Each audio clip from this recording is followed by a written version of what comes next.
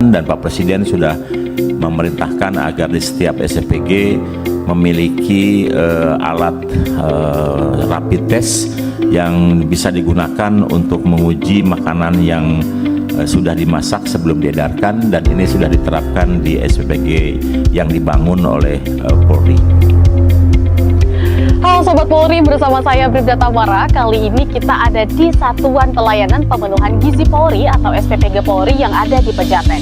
Nah, SPPG ini adalah unit pengelola untuk mendukung program makan bergizi gratis yang dicanangkan oleh pemerintah.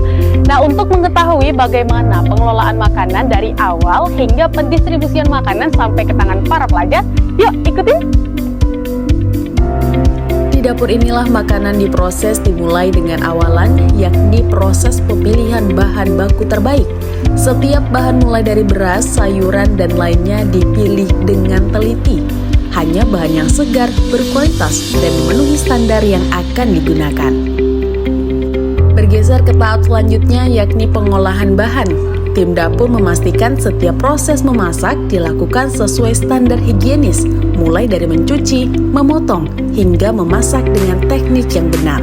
Tujuannya adalah menjaga kualitas gizi tetap utuh, sekaligus menghadirkan cita rasa yang baik.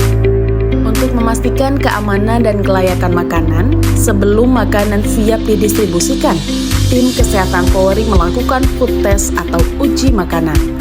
Saya Dr. Teti dari Biro Doko Pusdokes Polri.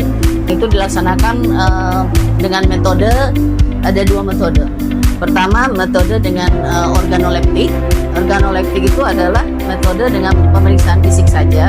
Nah, yang kedua, setelah kita periksa organoleptik, kita melakukan tes dengan reagen, yaitu pemeriksaan kimiawi namanya. Itu yang diperiksa adalah apakah ada bahan arsen di dalamnya, kemudian apakah ada bahan sianid, bahan nitrit, atau formalin yang biasa dipakai makanan. Dan juga biasanya ada bahan yang dipakai pewarna makanan, pewarna pakaian yang dipakai untuk makanan. Nah, itu juga diperiksa, namanya pakai itu apakah mereka memakai itu atau enggak gitu. Pada tahap ini, ahli gizi dan tim memastikan makanan tetap aman dan bergizi untuk dikonsumsi. Aku dengan Zahra dari ahli gizi di SPPG. Kalau yang tadi itu namanya uji organoleptik. Di organoleptik itu tujuannya untuk supaya kita tahu gimana rasa, tekstur, aroma, dan juga warnanya dari si masakan ini. Soalnya rasanya mungkin sedikit berbeda dari yang biasanya, itu nanti bisa kita evaluasi lagi gitu. Dan berkontribusi semuanya dipastikan untuk menggunakan alat pelindung lengkap gitu, seperti hair cap, masker, seperti itu, untuk memastikan bahwa tidak ada kontaminasi silang. Nah, setelah dinyatakan lolos uji, makanan dikemas dengan cara yang rapi dan higienis. Kemasan ini dirancang untuk melindungi makanan dari kontaminasi, sehingga kualitasnya tetap terjaga hingga ke para pelajar yang akan menerima.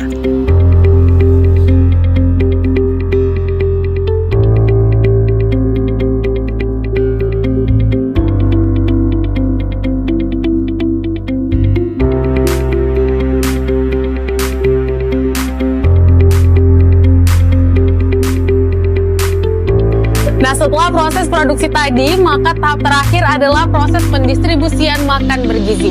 Setiap alur distribusi dijaga secara ketat agar tiba tepat waktu dan makanan masih dalam kondisi baik serta layak konsumsi.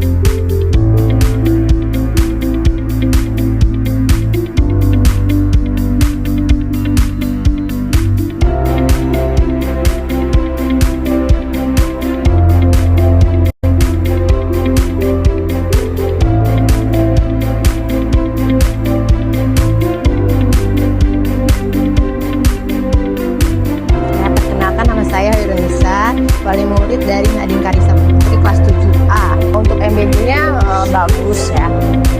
Untuk menu-menunya juga banyak ininya ya, pilihannya. Kalau selama ini sih aman lauknya. Nama saya Marvel, saya dari kelas 7A. Enak.